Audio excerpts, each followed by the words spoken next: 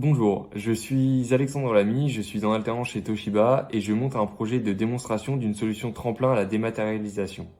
En effet, je vais vous présenter aujourd'hui une solution hybride, TAC-PDF. Pour resituer le contexte, Toshiba c'est une entreprise pionnière dans le monde du photocopieur, mais également dans le monde de la dématérialisation. Actuellement, la transformation numérique est essentielle et Toshiba accompagne de très nombreuses entreprises et collectivités à gagner en productivité et à réaliser des économies sur le coût lié à la gestion de documents. Dans la démonstration suivante, nous utiliserons un petit scanner de bureau comme celui-ci pour un confort d'utilisation. J'ai choisi de vous présenter la solution en trois parties.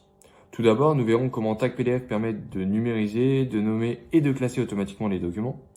Ensuite, nous regarderons comment le module TAC-PDF Office permet de convertir des documents en format Word, Excel ou PowerPoint, ou encore de modifier et d'enrichir le contenu des documents PDF. Et enfin, nous verrons que TAC-PDF permet de respecter la RGPD pour les entreprises et les collectivités. Nous commençons alors sur le renommage et le classement automatique des documents scannés. Pour mettre en avant l'utilité de cette partie, j'ai choisi un thème, celui du courrier entrant. En effet, cette application peut permettre d'archiver en renommant et en classant le document scanné dans une arborescence Windows que l'on choisit. Cela permet ainsi de gagner en traçabilité et facilite la recherche d'un document précis. Passons sur l'écran TAC-PDF. Pour classer vos documents, il existe trois méthodes. La méthode par répertoire, la méthode par QR code et la méthode par hashtag. Ces trois méthodes de classement ont des fonctionnalités similaires. Le classement par répertoire. Prenons l'exemple de ce courrier de M. Benoît Dupont concernant une demande d'emploi en comptabilité. Tout d'abord, le classement par répertoire consiste tout simplement à placer les documents scannés dans le dossier choisi de notre arborescence Windows. Plaçons-nous dans le dossier courrier. Puis, mettons le document dans le scanner de bureau. Nous devons simplement cliquer sur le bouton Scanner.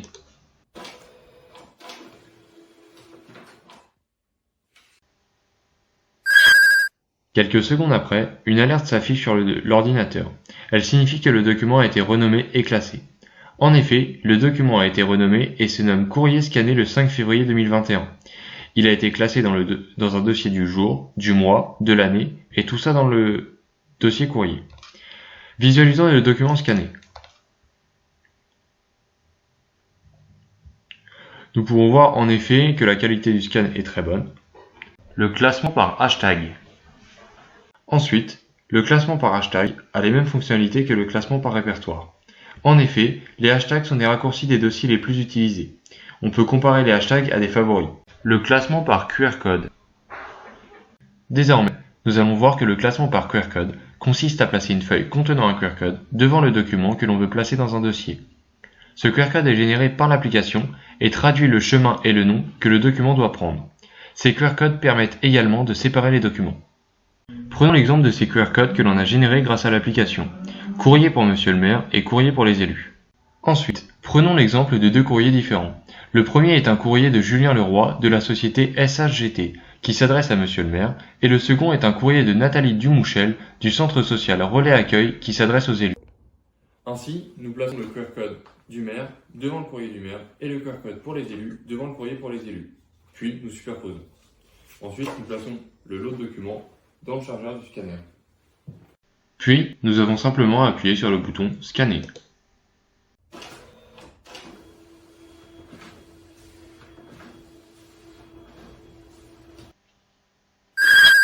Quelques secondes après, une alerte s'affiche sur l'ordinateur. Elle signifie que les documents ont été renommés et classés. En effet, nous pouvons voir que le courrier pour les élus a été renommé, puis classé dans une arborescence par date.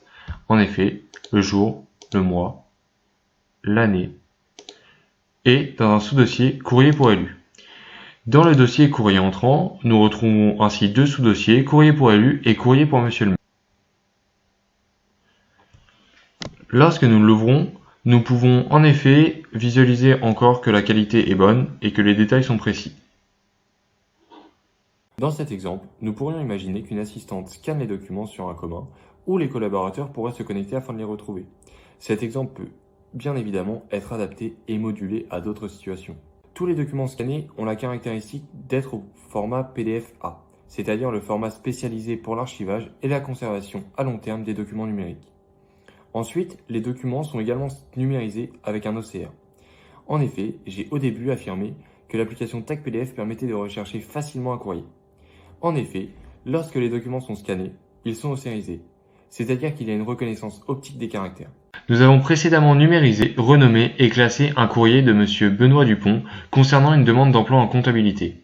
Grâce à TagPDF et son OCR, nous pouvons rechercher le document rapidement grâce à la barre de recherche Windows.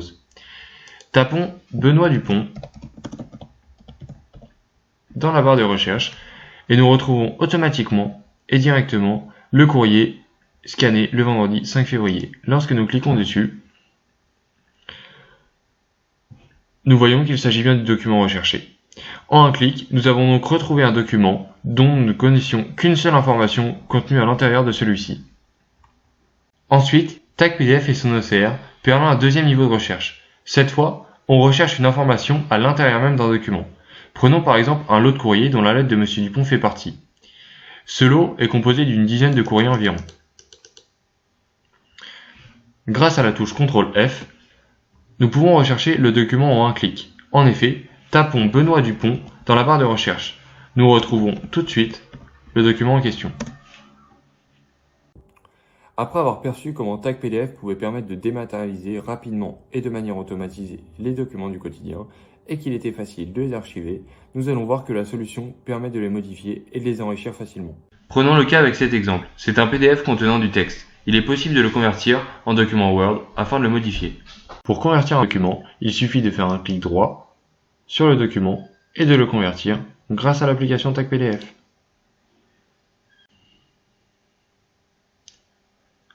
En quelques secondes, le document converti apparaît et le PDF original est conservé. Visualisons le document converti afin de montrer sa conformité.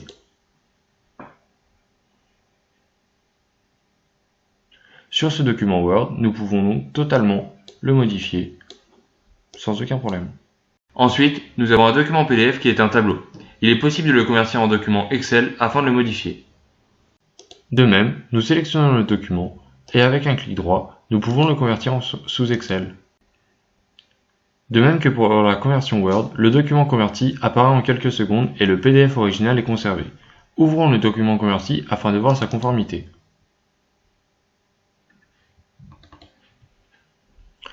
Nous retrouvons donc bien le tableau sous format Excel et nous pouvons totalement le modifier comme nous le souhaitons. Afin de modifier un PDF, l'application possède un éditeur de PDF que nous appellerons TagPDF Office. Prenons ce document comprenant à la fois du texte et une image. Tout d'abord, nous pouvons éditer le PDF pour modifier le texte, modifier la mise en page,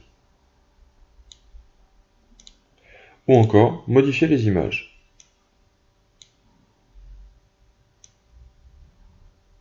Nous pouvons également modifier l'en-tête et le pied de page du document. Dans la section Documents, en sélectionnant En-tête et pied de page puis En ajouter, nous pouvons, si nous le souhaitons, ajouter un numéro de page, en sélectionnant Numéro de page. Pour montrer les autres fonctionnalités de TagPDF Office, changeons de contexte et de document en prenant cette facture de Quantique Télécom. Dans TagPDF Office, nous pouvons marquer ou annoter le document afin de le valider à l'aide d'un tampon ou bien d'ajouter un commentaire sur une partie du document. Prenons l'exemple d'un maire qui souhaite valider une facture qu'il a reçue dans son dossier Facture. Après l'avoir visualisé, il peut apposer un tampon validé afin de montrer qu'il l'a consulté et validé. De ces tampons, il est possible de créer des workflows, c'est-à-dire de faire suivre un chemin au document. Une fois que le maire a validé la facture avec son tampon, il peut faire repasser la facture dans TagPDF grâce à la fonction glisser. Ainsi, le maire peut classer la facture validée dans le dossier destiné à la comptable pour que la facture soit comptabilisée et payée.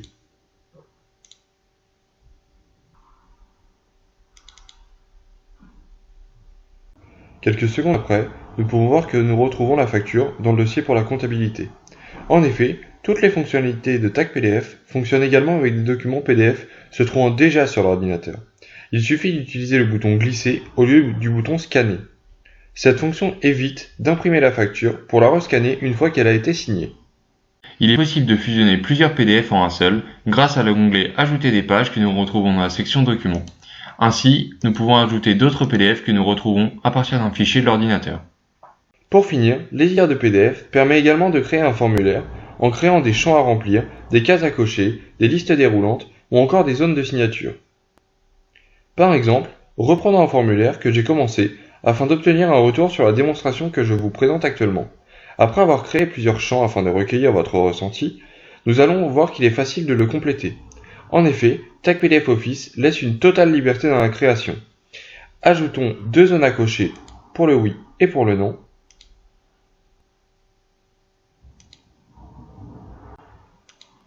Puis, une zone de texte afin de recueillir vos commentaires, que nous pouvons bien évidemment moduler comme nous le souhaitons. Le principal intérêt de ces formulaires créés grâce à TagPDF Office est la possibilité de les remplir informatiquement. Cela évite une nouvelle fois des impressions et permet une traçabilité des documents. Tout d'abord, il faut savoir que la RGPD impose de sécuriser les documents confidentiels, mais également de les garder seulement lorsqu'ils sont nécessaires. Pour respecter la RGPD, il faut supprimer les documents lorsque la durée d'utilité administrative a expiré. Pour respecter cela, l'application permet à la fois de sécuriser les documents en les protégeant par un mot de passe, mais également grâce à la mise en place d'un échéancier pour respecter la durée de conservation utile. Dans le cadre de la démonstration, le mot de passe administrateur est 1, 2, 3, 4 et le mot de passe utilisateur est 1, 2, 3, 4, 5, 6. Scannons ma carte d'identité dans le dossier carte d'identité présent dans le dossier documents confidentiels. On nous demande l'échéance du document, c'est-à-dire la durée d'utilité administrative du document scanné. Sélectionnons pour l'exemple 5 jours.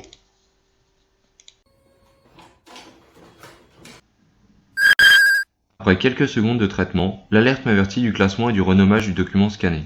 En effet, ma carte d'identité se trouve bien dans le dossier carte d'identité avec une arborescence par date. Cherchons à visualiser le PDF de ma carte d'identité. Lorsque nous souhaitons ouvrir le PDF, un mot de passe nous est demandé. Lorsque nous rentrons un des deux mots de passe, par exemple 1, 2, 3, 4, le PDF est déverrouillé et nous pourrons le visualiser. Ouvrons l'échéancier TagPDF. Nous retrouvons le document que l'on a scanné et lorsque nous rentrons un des deux mots de passe, nous pouvons visualiser un aperçu. Nous retrouvons les informations liées à l'échéance que nous avons rentrée et le nombre de jours qui lui reste avant d'être inutile. De plus, une alerte pour supprimer les documents inutiles peut être créée. Enfin, lorsque la durée d'utilité administrative est arrivée à son terme, il est facile de supprimer le document. Il est important de préciser que la mise en place d'un mot de passe et la mise en place d'une échéance ne sont pas liées. L'utilisation d'une échéance sur certains documents non confidentiels peut également permettre de ne pas surcharger un ordinateur de documents qui ne sont plus utiles. De plus, je tiens à préciser que toutes les fonctionnalités que j'ai précédemment mises en avant peuvent être adaptées à chaque demande car l'application est totalement paramétrable rapidement et facilement. Je vous remercie pour votre écoute et reste à votre disposition pour toute question.